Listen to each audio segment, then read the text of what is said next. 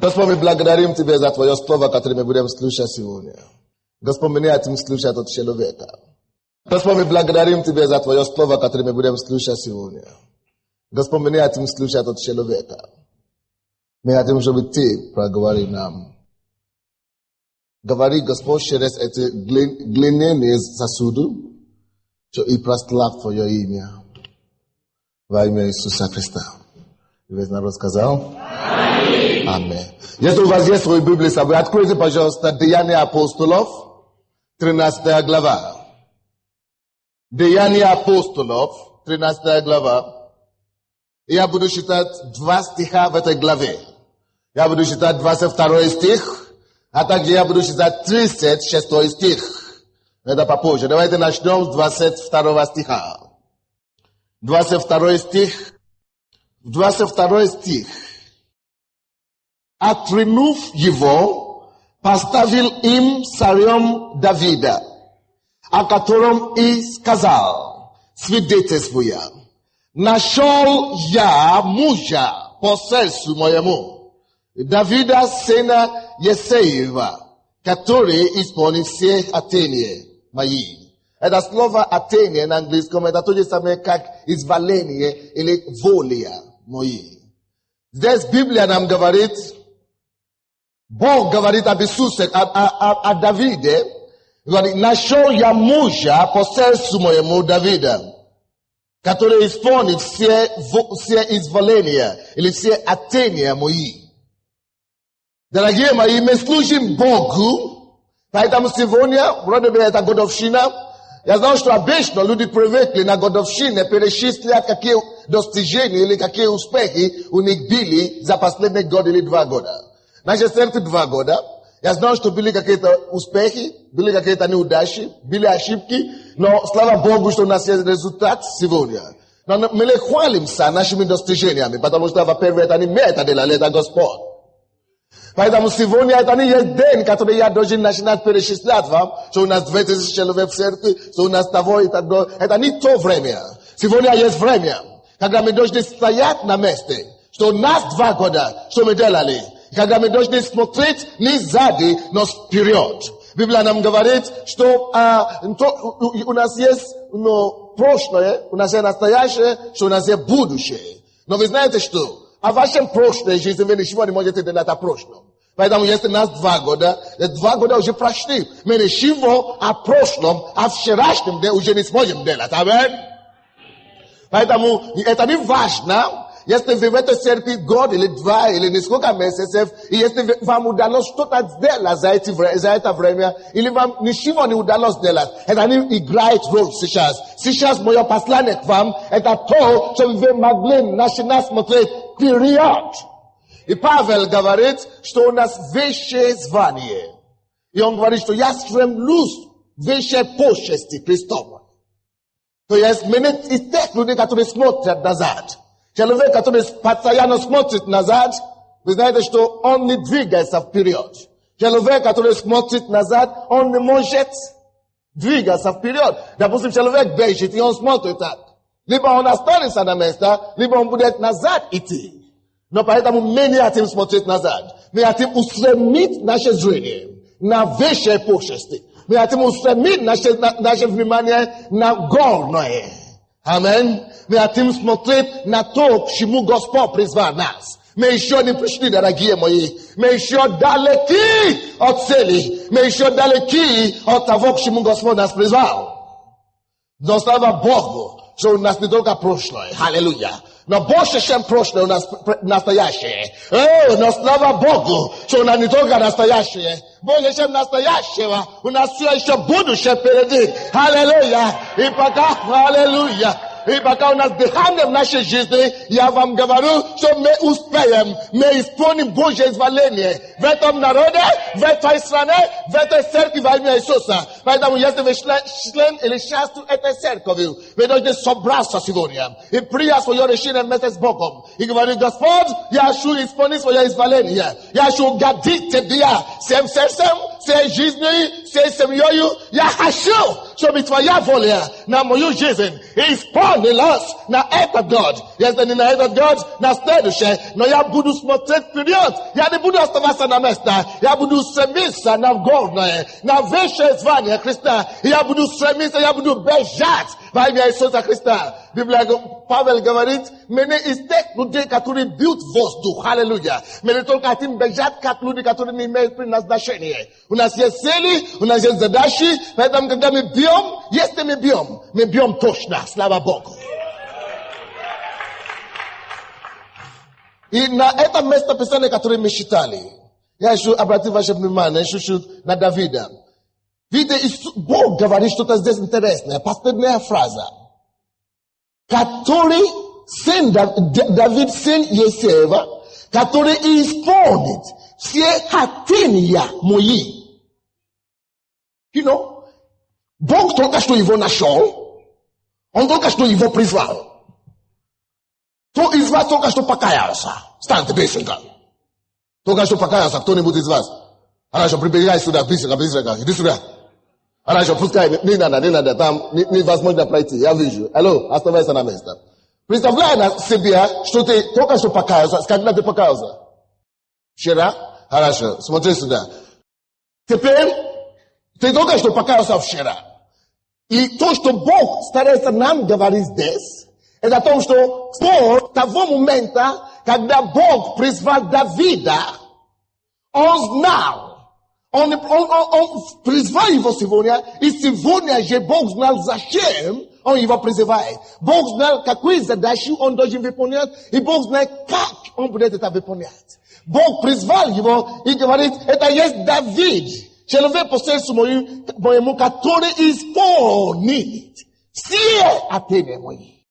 Бог видит тебя, ты ничего не видишь от своей жизни. Я только что пришел к Богу, я не знаю, если у меня получится или не получится. А Бог, с точки зрения Бога, с того момента, который он тебя призвал, он знал, к чему он тебя призвал. И он уже видел, что ты есть тот человек, кого он может доверять. Видите, Бог не призывает человека, у кого не получится ничего. Бог не призывает человека, чтобы промахнулся. Бог не призывает человека только лишь бы, чтобы ты потерпел поражение. Дорогие мои, Бог не неудачи. Бог не есть Бог не поражения. Бог не есть Бог промаха. Бог есть Бог успеха. Бог есть Бог исполнения. Бог есть Бог изобилия. И когда Бог тебя призывает, Он верит в тебя. У него есть вера и уверенность, что ты есть тот, который совершит все его хотения. И, дорогие мои, многие из нас, мы уже верующие несколько лет, год, несколько месяцев и так далее. Но, дорогой мой, пойми, не случайно Бог тебя призвал. Когда Бог тебя призвал, Он знал, что ему нужен. Он знал, что ты ему нужен, и Он знал, что ты способен выполнить ту задачу, которую Он ставит перед тобой. Дорогой мой, никто из вас не попал в эту церковь просто так. Вы не просто ходите сюда в церковь, чтобы пополнить наши числа. Вы не просто ходите в эту церковь, чтобы прибавить к нам. Вы не просто ходите в эту церковь, чтобы греть нам сидение. Вы не просто ходите сюда, чтобы температура стала теплее. Вы не просто, вы не просто делаете какую-то религиозные обряды. Это Бог всемогущий, который сотворил небо и землю. Увидел, сколько миллионов? 56 миллионов человек в Киеве, на Украине, и 3 миллиона человек в Киеве, и смотри на 3 миллиона человек, и говорит, кого не выбрать? И из 3 миллиона человек Бог решился на то, чтобы спасти тебя. Он спас тебя.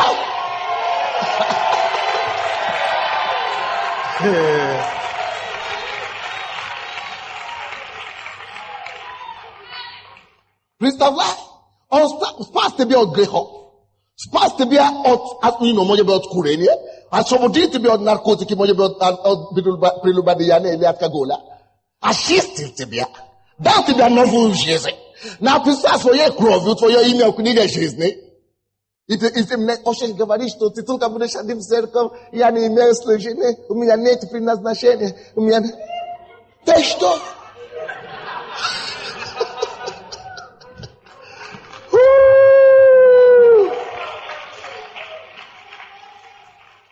Поймите один факт о Боге.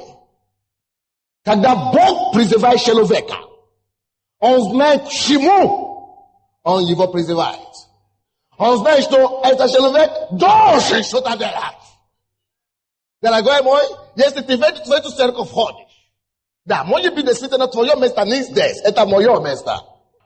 Но несмотря на это, может быть, ты должен поехать в Китай и иметь такое же место. Не, может быть, даже в Ужгород, может быть, где-то здесь, на Украине. Может быть, вообще ты не будешь стоять за кафедрой. Может быть, ты будешь убрать у нас там поле. Вымывать пол. Но если Бог из всего количества людей, которые живут в этой стране, и в этом городе, тебя нашел, это значит, Он доверяет тебе.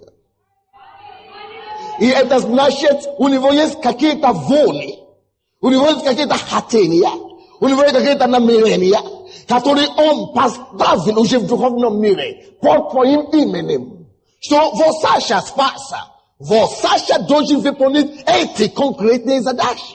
Если ты спасся, если Бог тебя нашел и привел тебя в церковь, у тебя есть призвание, у тебя есть определенные задачи и работы, которые ты должен исполнять для Бога. Не забудь это. Не забудь это. Не забудь это. Особенно люди, которые уже знают это, и которые уже ответили на это призвание. Слава Богу за вас. Но недостаточно просто знать, что ты призван. Недостаточно просто знать, что ты должен что-то делать. Важно, как ты это делаешь. И я вам хочу сказать, даже не важно, как вы делаете, не то, но самое важное. Самое важное, как вы совершите, как вы закончите то дело, на которое Господь призывает вас. И я вам говорю, Бог тебя не призвал, чтобы потерпеть поражение. Когда Бог тебя призвал и поставил тебя там, Он знал, что ты сможешь выдержать. Ты сможешь быть успешным. Мы видим этот принцип здесь. Когда Он призвал Давида, Он говорит, что это Давид, который исполнит все хотения мое. Есть хотение Божье на Украину. Есть хотение Божье на Киев. Есть хотение Божье на СНГ. Есть хотение Божье на весь мир. И Бог тебя призвал, потому что Он верит в тебя. Он знает, что именно ты такой человек. Именно ты тот человек, который исполнит хотение и желание его сердца. Ты исполнишь. Ты не остановишься на дороге. Ты не потерпишь поражение. Ты не только как-то, каким-то образом совершить это. Ты исполнишь, это значит, ты совершишь это хорошо, на хорошем ноте. На отлично, не на тройку, не на четверку. И ты должен стремиться к этому. Видите, когда Бог призывает любого человека, Он знает, что Он призывает их на успех. Когда Моисей, в то время, когда Моисей родился, мы не будем открывать, потому что у меня нет времени. В то время, когда Моисей родился, в этой стране, в Египте, никакой ребенок мужского рода не должен выжить. Вы знаете об этом. Все должны были умереть. Но почему-то, по какой-то причине, Бог решил избрать Моисея. Когда Он избирает тебя, Он убирает препятствия, и Он делает тебя победителем. Моисей с самого рождения был обречен на смерть. Исход 2 глава. Он был обречен на смерть. Неважно, какое обстоятельство окружает тебя. Если у тебя есть небесное призвание. Неважно, как тяжело проповедовать вашем пастора. Неважно, как тяжело проповедовать в вашем городе. Неважно, сколько католиков или православных в вашей деревне. Если у вас есть призвание с неба, Bog znает, как удалять эти препятствия. Бог знает, как сокрушать под вашими ногами всякие попытки остановить вас. Моисей был окружен врагами, потому что они были меньшинстве в этой стране, в Египте. Сосед Бог знает, что он родился. Но Бог нашел путь. Его сохранить. Может быть, тебе грозит опасность от твоем видении. То у меня церковь ничего не получится. У меня с этой видением ничего не получится. Бог найдет путь, как сохранить и спасти твое видение. Держись за Богом и будь полной решимости на 100%. Не сдавайся.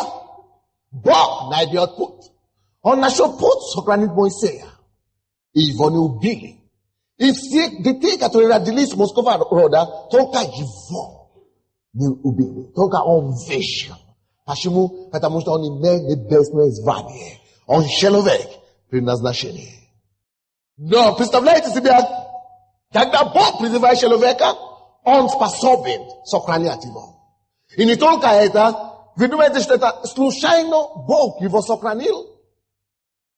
Бог его призвал, это не случайно. Это не случайно он его сохранил, это не просто так, это не просто так. Он его сохранил, он стратил все это на него, потому что Бог знал, что есть задание для него. Поэтому ты думаешь, что это просто так Бог тебя нашел в мир, вымел тебя, спас тебя? Нет, потому что он имеет задание для тебя, как и для Моисея. Какое задание у Бога для Моисея? Спасение целого народа израильского. Освобождение целого народа Израиля. Не важно, насколько маленькое твое призвание кажется в твоих глазах. Не важно, насколько, даже если Бог тебя призывает только meet полу здесь. Даже если тебя Бог призывает только петь или играть, Бог тебя призывает, чтобы стоять на пути. Для Бога это не маленькое. Это вопрос смерти или жизни. Для Бога то, что важно, это не как тебя называют. Это не звание, которое люди тебя знают. Это то призвание, то намерение, которое в его сердце. Сделаешь ли ты это или нет? Поэтому Бог, когда он спас, когда Моисей родился, и он спас Моисея, он избавил Моисея, Бог уже, что Бог видел в это время? Моисей еще был маленьким, правда? А что Бог видел? Бог видел через 80 лет.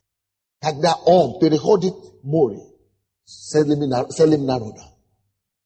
Поэтому ты не видишь, жалко. Но Бог что-то видит на тебе. Дорогие мои, но и станьте. Если вы члены этой церкви, я прошу вас во имя Иисуса. Не просто приходите сюда, чтобы быть членом. Станьте и ищите твое предназначение у Бога. Господь, ты не зря меня спас. Проговори мне. Покажи мне. Я должен это видеть. Я должен это знать. И я должен исполнить, чему ты меня призываешь. Представляете, как его, Эсфира. Эсфир, она думала, что она просто простая девушка, Она думала, что она просто случайно оказалась красивой. Бог дал ей красоту, чтобы она могла понравиться царю. И она попала в царство. Она думала, что, просто случайно, что там буду спать и вставать. Но Есфир 14 нам говорит, что Македей, или как его зовут, Магдахей говорит, для такого времени, как это, Бог тебя привел в царство. Кто из вас знает, что вы находитесь в царстве? Для такого времени, как это, Бог тебя привел в это царство. Если вы не знаете ничего в духовном мире, знайте, что в духовном мире это стратегическое время для Украины. Это поколение есть особое поколение. И я вам скажу, если ты не сделаешь то, что Бог хочет, чтобы ты сделаешь сейчас, никто не сделает для тебя. Следующее поколение это не сделает. Тем более прошлое поколение, они уже видели все. Поймите, это есть особое время на Украине. Бог нас все по его благодати и милости Привел царство. Такое время, как это. Ты говоришь, что за время? Какое время? Что за время? Это время важнее, чем всякое время, которое когда-то было в истории Украины и Руси. Потому что это единственное поколение, мы единственный народ, мы единственное поколение, которое будет вести этого народа из атеистического прошлого, коммунистического прошлого, в веру Бога. Мы единственный народ.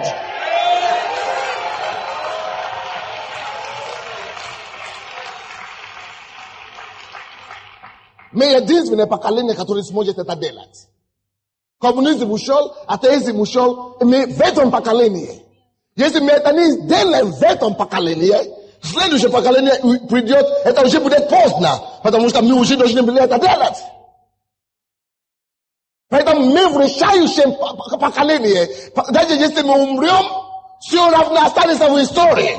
Что были люди, которые жили после крушения коммунизма, сделали ли они свое предназначение или нет? Да, мы сделаем. И о нас напишут, что мы привели страну из атеистического прошлого в веру Бога, в христианство.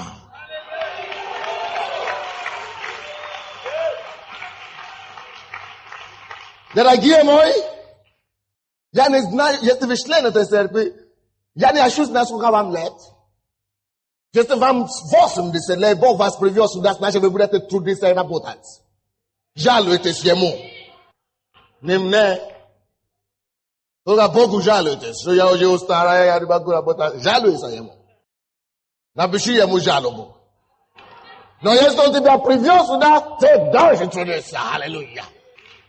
Потому что Бог имеет в виду что-то. Бог знал что-то. Поэтому Он тебя привел.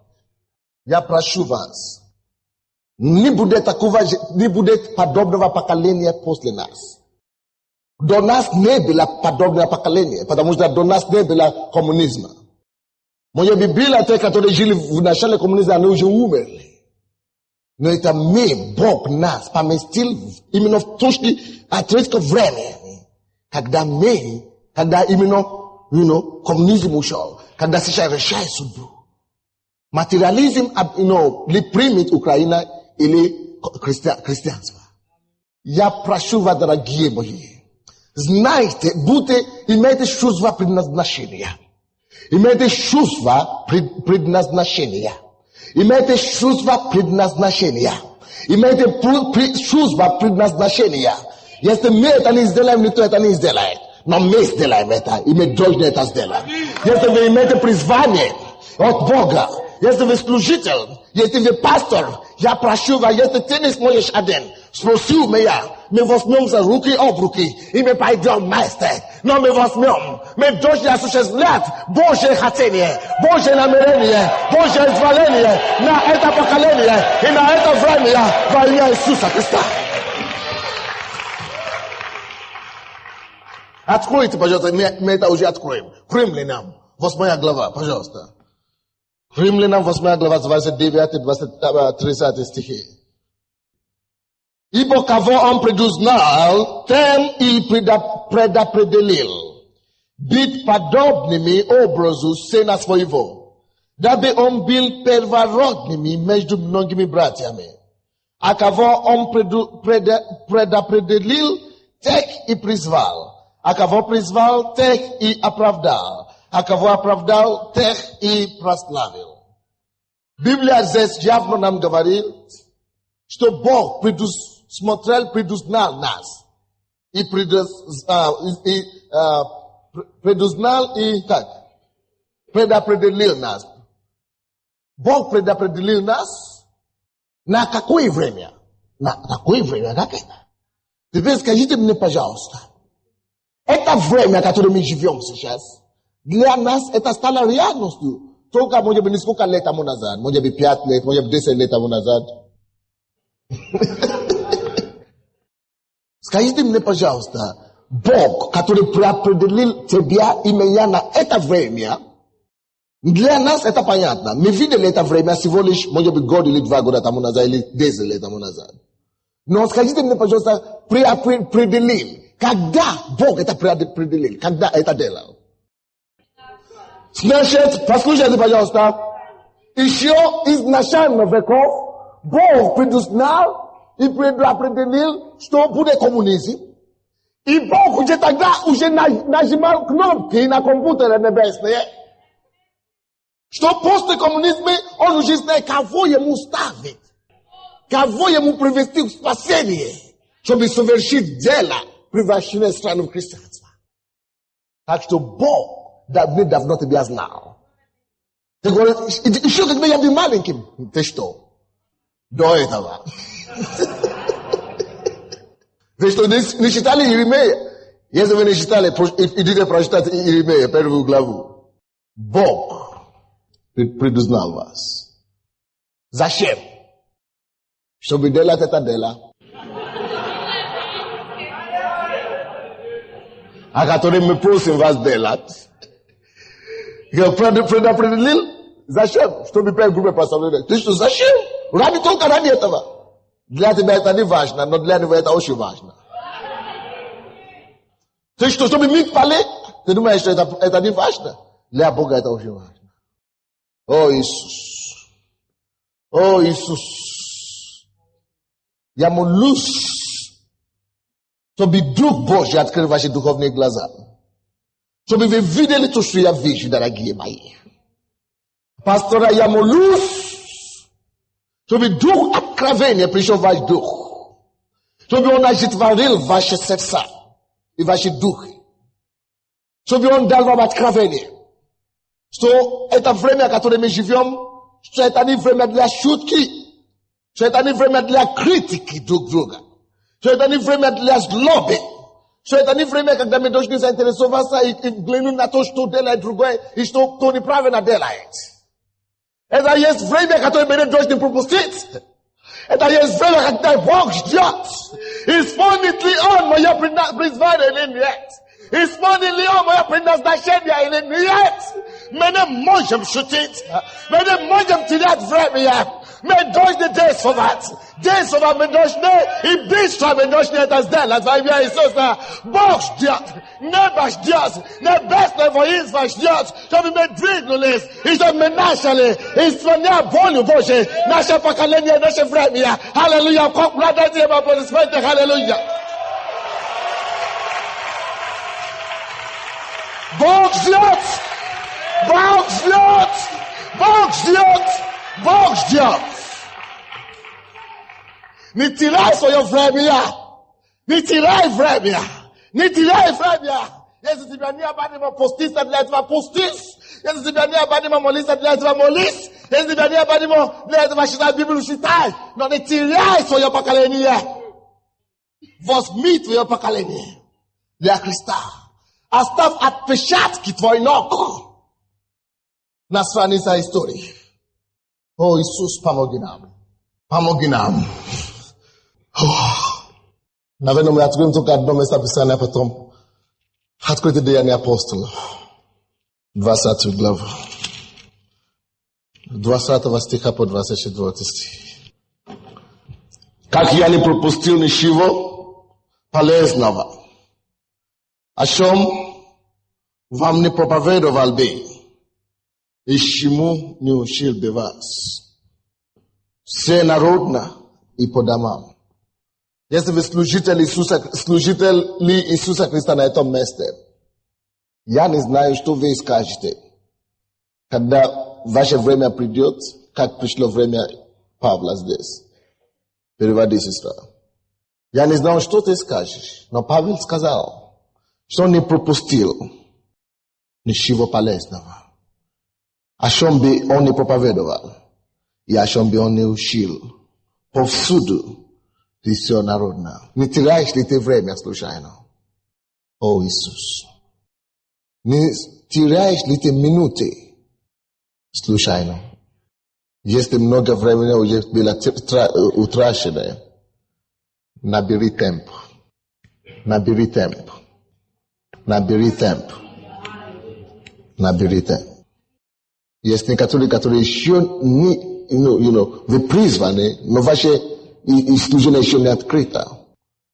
To što vi prizvane, ta еще не значит, что вы должны побегать вперед. Но пока ваше время подойдет, начните что-то делать, начните служить кому-то. Ставьте себе под послушание кого-то. Начните служить другому человеку. Пока вы служите другому человеку, Бог строит ваше будущее. Но напрасно стоит нельзя. Ты должен начинать что-то делать. Павел не жалел? О, я бы не хотел жалеть. Я бы не хотел жалеть. Я бы не хотел, чтобы ты тоже жалел. И вы думаете, что у нас хорошая церковь? Может быть, вы, из нашей церкви, вы думаете, что все равно наша церковь растет, все в порядке? Я буду дать отчет за тебя. И ты тоже даст отчет за тебя. Так что каждый даст отдельный отчет за себя. Так что делай свой максимум. Я прошу. Если вы в церкви слова веры, перед Богом на этой годовщине, я просто стою на колени. Го начни служить Господу всем сердцем, всей силой, всей способностью. 21 стих. Возвещая идеям и еленам, покаяние перед Богом и веру в Господа нашего Иисуса Христа. И вот ныне я по влечению Духа иду в Иерусалим. Не знаю, что там встретится со мной. Только Дух Святой по всем городам свидетельствует, говоря, что узы и скорби ждут меня. Но я ни на что не взираю и не дорожу своей жизнью. Только без радости совершить поприще мое и служение, которое я принял от Господа Иисуса, проповедовать Евангелие благодати Божьей. Я считаю в 24 стих еще раз. Но я ни на что не взираю и не дорожу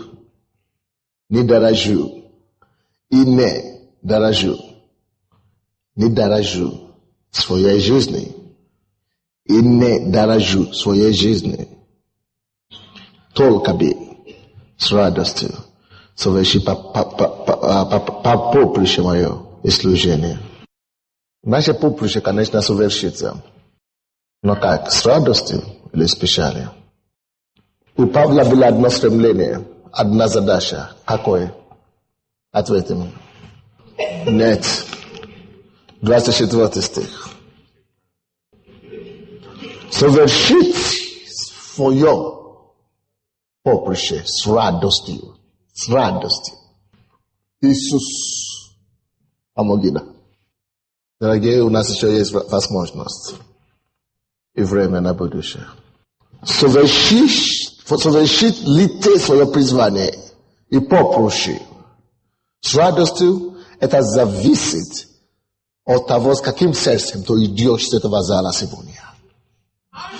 Если ты уйдешь с плачем в сердце, что Господь, зажги во мне огонь, это будет видно. Если ты уйдешь в равнодушие, я уже это слышал раньше.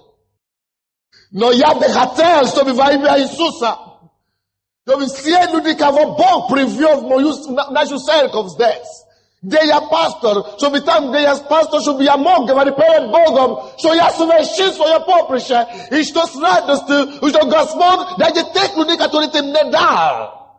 Я помог им, они все смогли совершить их поприще с радостью. И, дорогие мои пасторы, в приглашении, которое я разослал вам, я писал там эпизод от Матфея и от Луки во все Евангелия это есть. Когда Иисус Христос вошел в Иерусалим, когда он вошел в Иерусалим, он заплакал. Не потому что Иерусалим не принял его. Потому что не только Иерусалим его не принял, не поэтому он плакал.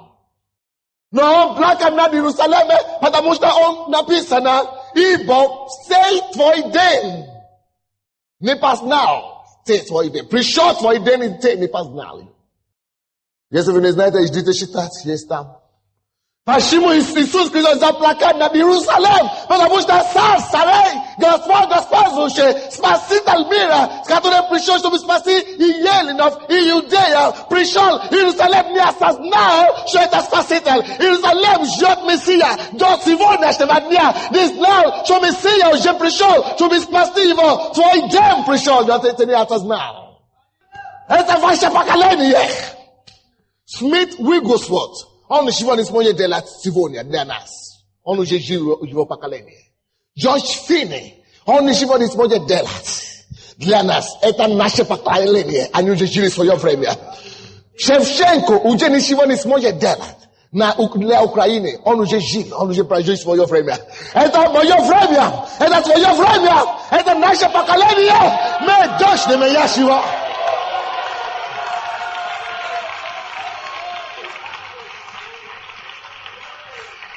Дорогие мои, что Иисус делает, когда Он начал думать о сей день? Пришел ваш день. Пришло ваше поколение. Узнали ли вы об этом? Узнали ли вы об этом? Узнали ли вы о своем времени? Иерусалим не узнал свое время. Иисус заплакал горько. Я заканчиваю тем, откуда я начал. Деяния апостолов 13. 22 стих и 36 я тоже буду читать сейчас. 22 стих говорит: отринув его. Кого отринули? Саула, который не совершил свое поприще. Поставил на его место. Поставил им царем Давида, о котором и сказал свидетельствуя: нашел я мужа по сердцу моему. Дорогие мои, о каждом из нас будет свидетельство у Бога. Бог будет свидетельствовать. Какое будет его свидетельство о тебе и обо мне? Какое? Подобное, как у Давида или как у Саула? Говоря: нашел я мужа по сердцу моему, Давида сына Есеева, который исполнит все хотения мои. Бог говорит исполни, когда он его нашел. Я вам скажу, Бог тоже говорил это о вас, что ты исполнишь. Бог говорил это обо всех, но некоторые не исполнили. Теперь 36 стих. 36 стих. Давид в свое время, это также называется свое поколение или свое время. Давид в свое время, послужив изволение Божие, поднимет свои руки и взывает к Богу. Взывает к Богу. Давид, исполнив свое время, Божье изволение пошил. Исполнил Божье изволение пошил. Что ты сделаешь со своем призвании? Что ты сделаешь со своем изволении? О, взывайте Богу, дорогие! Взывайте Богу, дорогие! Взывайте Богу, дорогие! Взывайте Богу, дорогие! Взывайте Богу, дорогие! О, взывайте Богу!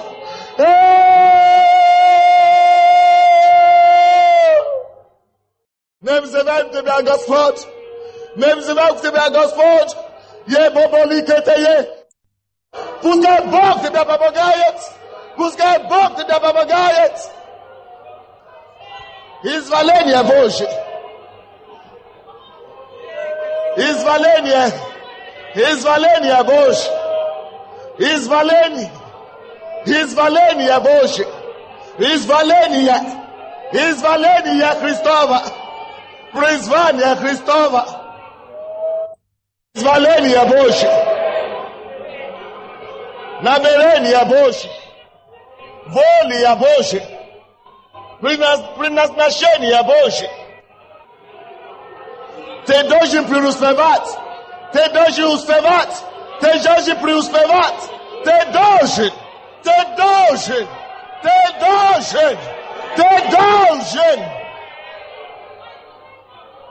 Совершить